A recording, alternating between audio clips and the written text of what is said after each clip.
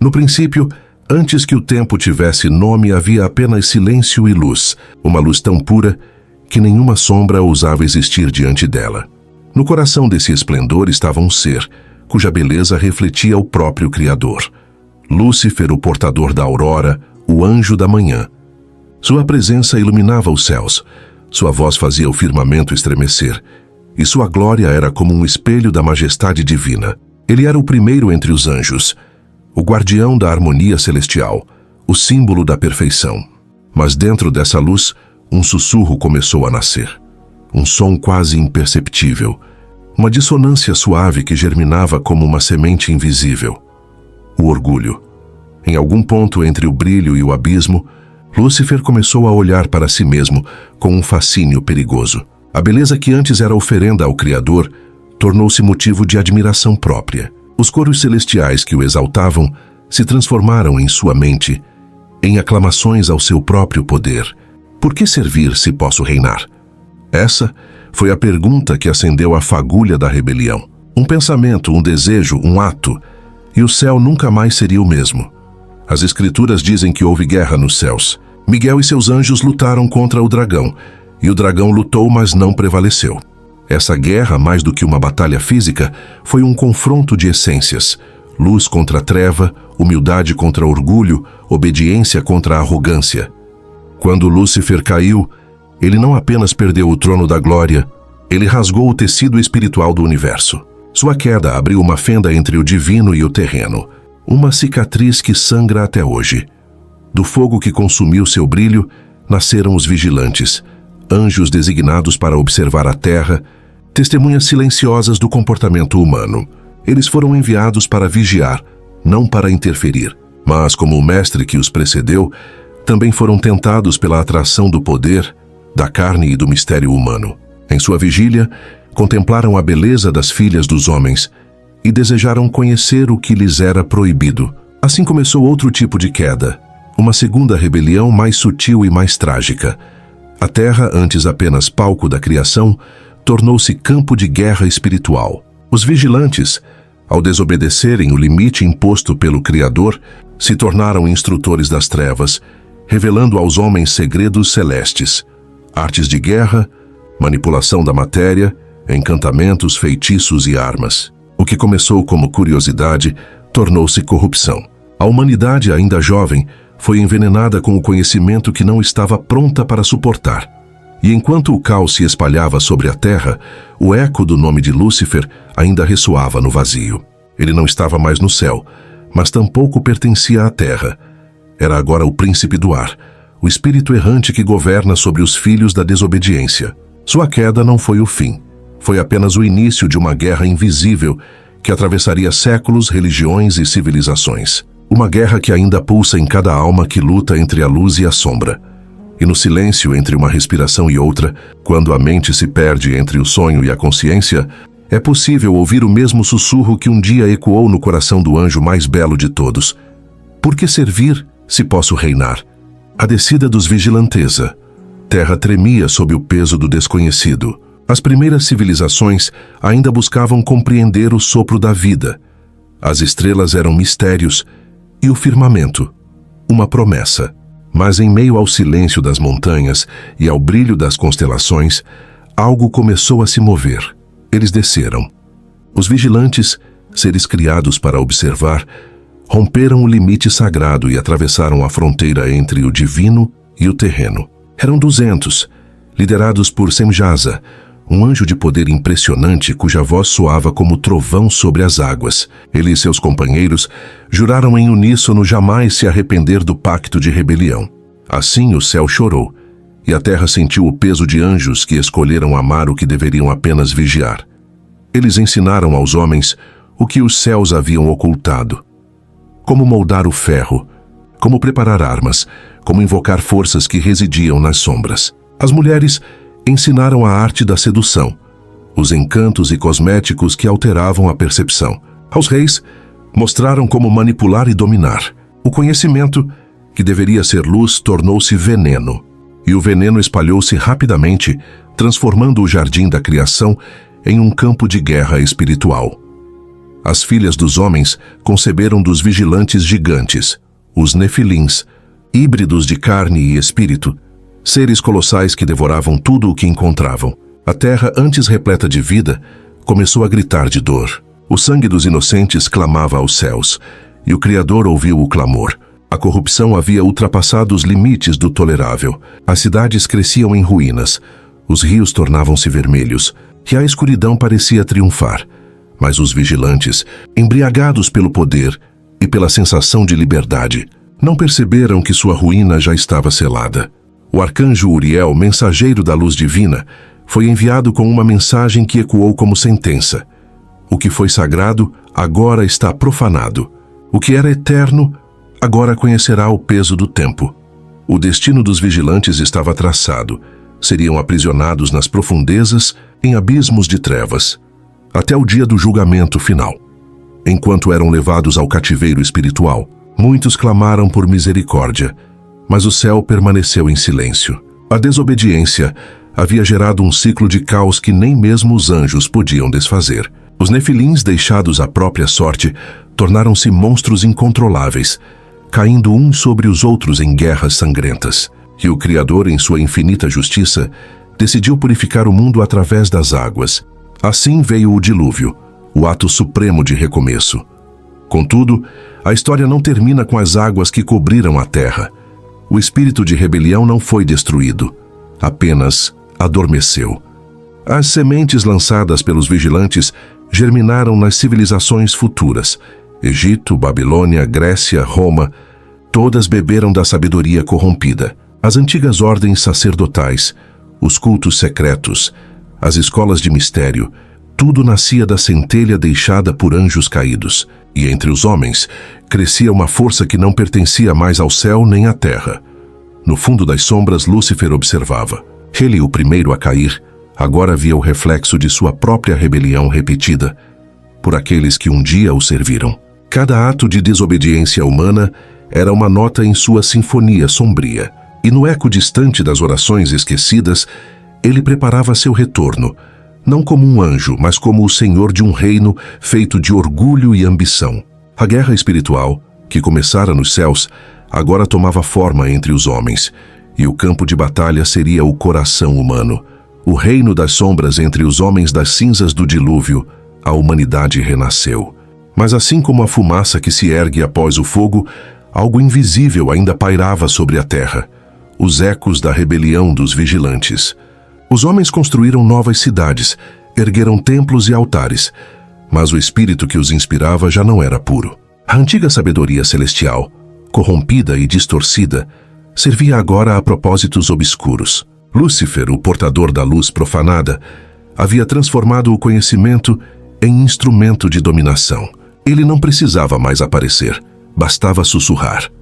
As civilizações começaram a florescer em meio ao caos. A Babilônia, o berço dos impérios, tornou-se símbolo da arrogância humana. Lá, sob a inspiração do espírito de Lúcifer, homens decidiram erguer uma torre que tocaria os céus. Era a Torre de Babel, o monumento máximo do orgulho. Eles queriam unir-se não sob o nome de Deus, mas sob o nome do homem. Façamos para nós um nome, diziam.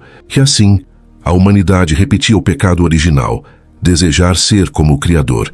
O céu desceu novamente em julgamento. As línguas foram confundidas e os povos se dispersaram.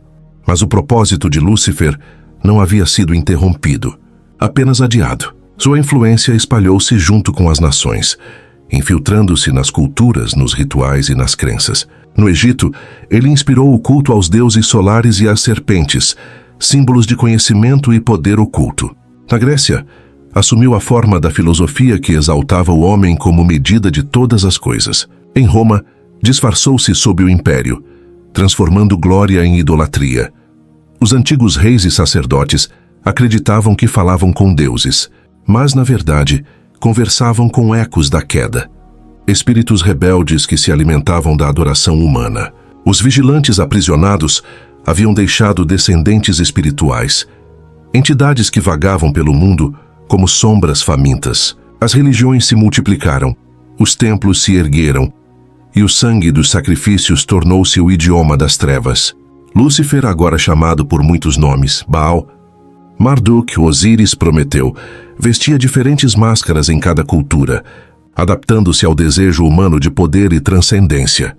Enquanto isso, os profetas do Altíssimo levantavam-se como vozes solitárias contra o rugido da idolatria. Eles alertavam que por trás de cada ídolo havia um espírito caído, e por trás de cada culto uma distorção da verdade. Mas o mundo embriagado pela glória dos impérios e pelo brilho do ouro não ouvia. A escuridão já não precisava se esconder. Ela andava entre os homens, ensinando-os a amar o que os destruiria.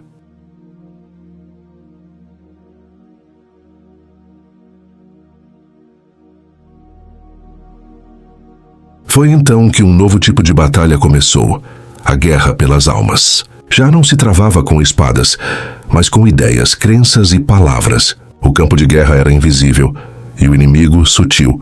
O coração humano tornou-se o trono disputado entre duas forças, a da luz divina e a da rebelião eterna. E enquanto os séculos passavam, Lúcifer aprendia com a humanidade, aperfeiçoando suas artimanhas, moldando impérios e corações conforme sua vontade. Mas algo no alto permanecia imutável. O Criador ainda reinava e sua promessa permanecia viva. Mesmo diante da corrupção e da idolatria, ele escolheu um povo, uma linhagem, uma esperança. Nas sombras da história, o plano da redenção começava a ser tecido, ainda que o mundo não o percebesse. O palco estava preparado para o confronto final. Não entre exércitos, mas entre verdades. No coração de Lúcifer ardia um desejo antigo, não apenas reinar sobre a terra, mas apagar o nome do Criador da memória dos homens. E cada império que se erguia, cada templo que se construía, cada guerra travada em nome dos deuses, era um passo em direção a esse propósito. O príncipe da luz caída caminhava entre os reis, inspirava os profetas falsos e plantava as sementes da destruição futura. O mundo estava pronto para a próxima fase da guerra espiritual. Uma batalha que deixaria de ser apenas celeste e se tornaria política, religiosa e existencial. O palco estava armado e o inimigo à espreita. O nascimento da luz no reino das trevas durante milênios, o mundo caminhou sob a penumbra. Os reinos se erguiam e caíam. As guerras devoravam gerações e os deuses multiplicavam-se como reflexos distorcidos da verdadeira luz. O homem, criado à imagem divina, tornara-se espelho fragmentado, refletindo apenas pedaços da glória perdida. As trevas reinavam, e os vigilantes, mesmo aprisionados, ainda projetavam sua influência por meio dos pactos e rituais secretos mantidos pelos homens. Era um império espiritual invisível, sustentado pelo medo, pelo poder e pela mentira. Mas então, no tempo exato determinado pelo Criador, a luz desceu novamente à terra, não em glória e poder, mas em humildade e carne. O Filho do Homem nasceu em uma manjedoura, cercado de silêncio e mistério. Enquanto os reis dormiam em palácios e os sacerdotes buscavam sinais nos céus, o próprio Deus encarnava-se no lugar mais improvável. Cristo, a centelha eterna da criação, veio para confrontar o reino das sombras não com exércitos, mas com verdade. Lúcifer tremeu. Desde a queda jamais havia sentido tamanha ameaça. O Filho Prometido representava o que ele mais temia, a restauração da comunhão entre Deus e o homem. E então começou a segunda grande guerra espiritual, não mais nos céus, mas no coração da humanidade. O deserto tornou-se o campo de batalha, e ali, frente a frente, a luz e as trevas se encontraram. Durante 40 dias, Satanás tentou o Cristo, oferecendo-lhe o mesmo veneno que um dia consumira o anjo da aurora.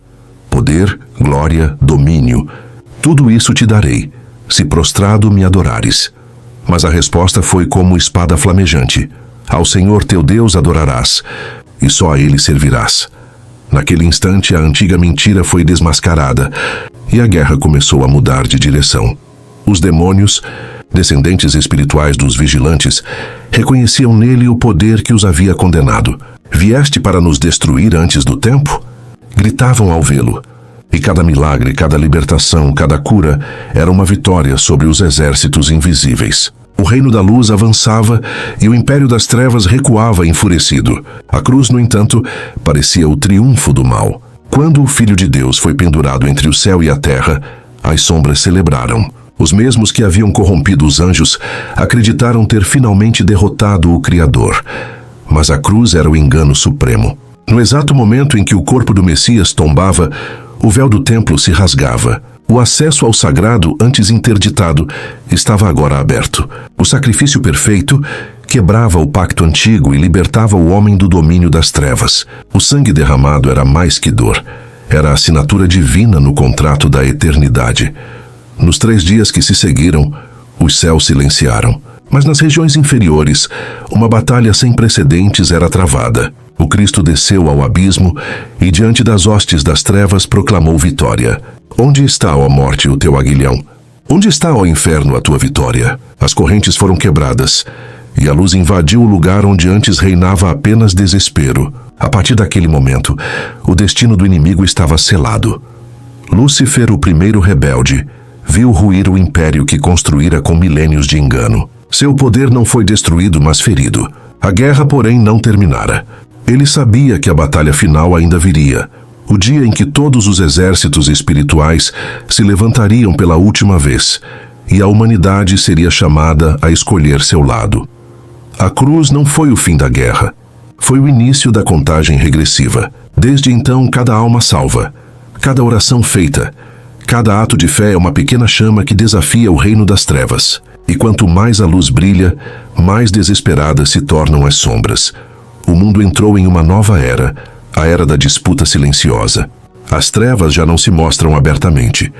Agora agem nas ideias, nos sistemas, nas estruturas. O inimigo aprendeu a vestir máscaras de ciência, filosofia, política e religião. O campo de batalha tornou-se invisível, mas a guerra continua, mais próxima do que nunca. O crepúsculo das eras os séculos passaram, e a humanidade acreditou que o mal havia sido derrotado. As guerras antigas tornaram-se mitos, os anjos símbolos esquecidos e as escrituras meras histórias contadas em templos silenciosos. Mas enquanto os homens dormiam em sua falsa sensação de progresso, as trevas voltavam a se organizar. A guerra espiritual nunca cessou, apenas mudou de forma. O inimigo abandonou as espadas e assumiu o controle das ideias. O novo campo de batalha é a mente humana. Lúcifer, agora disfarçado sob o manto da razão e da ciência cega, semeia dúvida e orgulho, as mesmas armas que usou contra o céu. Ele já não se apresenta como um ser de chamas, mas como uma voz doce que sussurra: você não precisa de Deus, você é o seu próprio Criador. E o mundo, sedento por autonomia, abraçou essa mentira com entusiasmo. Os sinais da antiga guerra estão em toda parte. Na dissolução da fé, no culto ao ego, na idolatria da tecnologia e na destruição silenciosa da moral. Os vigilantes, outrora acorrentados, veem suas ideias renascerem em novas formas. A ciência, que deveria ser luz, tornou-se instrumento de manipulação. A política, que deveria servir à justiça, tornou-se palco de controle. A espiritualidade, que deveria elevar o homem, foi transformada em comércio. Tudo cuidadosamente tecido em uma teia que aprisiona corações. Nas sombras dessa era digital, Lúcifer opera com sutileza. Ele não quer ser adorado abertamente, quer ser esquecido, porque o esquecimento do inimigo é sua maior vitória. O mal prospera quando o mundo acredita que ele não existe. E assim, os olhos humanos voltam-se apenas para o visível, enquanto a guerra invisível se intensifica. O Império das Sombras agora controla narrativas, alimenta ideologias e molda gerações inteiras através da desinformação espiritual. Os sinais proféticos se multiplicam: guerras, rumores de guerra, nações contra nações, o amor esfriando, a corrupção crescendo. As palavras ditas há milênios parecem ecoar com nova força. O planeta clama, a natureza se revolta, e a humanidade caminha rumo a uma convergência espiritual. A tecnologia aproxima corpos, mas separa almas. A verdade é diluída, a mentira é romantizada e a fé torna-se objeto de escárnio. É o cenário perfeito para a ascensão do engano final. Enquanto muitos esperam uma batalha física, a verdadeira guerra acontece em dimensões sutis. É travada dentro de cada mente, em cada escolha moral, em cada decisão entre o certo e o conveniente. O exército das trevas não usa espadas, usa palavras. E o campo de batalha é a cultura, a arte, a mídia, a política e até mesmo a religião. O inimigo não quer destruir templos, quer transformá-los em palcos de vaidade. Mas há um remanescente, aqueles que enxergam além da superfície. São almas despertas, que compreendem que a guerra espiritual nunca terminou, que sabem que cada ato de bondade é uma vitória silenciosa contra o mal, que cada oração é uma arma invisível mais poderosa do que qualquer exército. Eles são os guerreiros da luz, dispersos pelo mundo, lutando não por glória, mas por verdade. O crepúsculo das eras já começou. As antigas profecias se alinham. Os sinais no céu e na terra se intensificam. As sombras avançam, preparando o palco para o último engano. O surgimento de um líder que trará paz aparente, mas cujo trono será erguido sobre a mentira. A humanidade está prestes a enfrentar o capítulo final da guerra espiritual. E quando o véu cair, todos verão o que sempre esteve diante deles: o retorno do portador da luz caída, pronto para seu último ato, o fim da guerra espiritual. O tempo das revelações chegou. Tudo o que foi profetizado, tudo o que os antigos videntes viram nas sombras do futuro, começa agora a se cumprir. O mundo desperta para um novo amanhecer, mas este amanhecer não traz luz, e sim o brilho falso de uma estrela cadente. Lúcifer, o anjo que outrora refletiu a glória divina, ergue-se novamente, não em forma angelical, mas através dos sistemas e das mentes humanas que o acolheram. O engano final se instala suavemente, disfarçado de progresso, paz e liberdade. As nações se unem em torno de uma nova ordem, onde o homem é o centro e o criador, um conceito ultrapassado. A humanidade, cega pelo orgulho, repete a história da Torre de Babel, erguendo um império global sobre os alicerces da soberba. É o último capítulo da antiga rebelião. O mesmo espírito que caiu do céu agora tenta se assentar sobre o trono da terra. A promessa é tentadora, um mundo sem dor, sem guerra, sem Deus. Mas por trás dessa utopia, há o eco distante do mesmo sussurro que iniciou tudo. Por que servir, se posso reinar? Os sinais tornam-se impossíveis de ignorar. Guerras espirituais se refletem em conflitos políticos e sociais. O amor se torna moeda rara, a fé, motivo de perseguição. A humanidade é dividida entre aqueles que seguem a luz e os que abraçam as trevas, acreditando servir à verdade. É a hora da colheita. Cada alma deve escolher seu lado. E enquanto as multidões se perdem em ruídos e distrações, o céu se prepara para o desfecho final. No invisível, os exércitos se alinham. Miguel, o arcanjo da justiça, ergue novamente sua espada flamejante. Os vigilantes caídos, libertos por um breve tempo, reúnem-se sob o comando de Lúcifer para a batalha final. A guerra do Armagedon, o encontro entre o início e o fim, onde o próprio destino da criação será decidido. O universo inteiro parece prender a respiração. Então o véu é rasgado mais uma vez. O céu se abre, e dele desce aquele que é chamado fiel e verdadeiro, montado sobre um cavalo branco, com olhos de fogo e um nome que ninguém conhece, senão ele mesmo. Não há mais espaço para dúvida. A luz e as trevas se enfrentam em sua forma plena, e cada estrela, cada sopro, cada partícula do cosmos testemunha o juízo. O rugido das multidões celestiais ecoa: caiu, caiu a grande Babilônia. O poder de Lúcifer se desfaz como fumaça ao nascer do sol. Seu brilho apagado é engolido pelo abismo que ele mesmo cavou. Os vigilantes são julgados e suas obras dissolvidas como poeira. A criação é purificada. O ciclo iniciado com o orgulho termina com a rendição. O mal, enfim, é vencido, não pela força, mas pelo amor. O mesmo amor que sustentou o universo desde o princípio. O mesmo amor que desceu à terra e sangrou por ela. E quando o silêncio se instala após o estrondo da batalha final, resta apenas a luz. Uma luz que não cega, mas cura. Que não condena, mas restaura. A humanidade, agora liberta, compreende enfim a verdade que sempre esteve diante de seus olhos. A verdadeira guerra nunca foi entre anjos e demônios, mas dentro do coração de cada ser humano. Cada escolha, cada ato, cada pensamento moldou o destino dessa história milenar. O fim da guerra espiritual não é o extermínio das trevas, mas o triunfo da luz dentro de cada alma que escolheu permanecer fiel. A queda de Lúcifer ensina que o poder sem humildade é autodestruição, e a redenção mostra que a fraqueza em amor é mais forte do que toda força em orgulho. No final, tudo retorna à origem. O Criador e sua criação reconciliados, eternamente unidos em harmonia, E assim, diante do novo amanhecer, uma voz ecoa sobre os montes e os mares. Está consumado. O ciclo se encerra, mas a história continua, dentro de cada coração que decide lutar contra as próprias sombras e seguir a luz. No fim de tudo, a maior guerra não é travada nos céus, mas dentro de nós. O verdadeiro campo de batalha é o coração humano, onde o orgulho luta contra a fé e o amor enfrenta o medo. Cada um de nós é um soldado nessa guerra invisível, e cada escolha define qual reino estamos fortalecendo. Lembre-se, a luz não se apaga quando as trevas crescem, ela apenas brilha com mais intensidade. Moral da história: não existe vitória maior do que vencer a si mesmo. A queda de Lúcifer começou com um pensamento. Que a nossa redenção comece com uma decisão: permanecer fiéis à luz, mesmo quando o mundo inteiro se ajoelha diante da escuridão. Obrigado por assistir esse vídeo. Pedimos que se inscreva em nosso canal e curta esse vídeo. Ative também o sininho das notificações para ser avisado sobre nossas postagens. Até o próximo vídeo.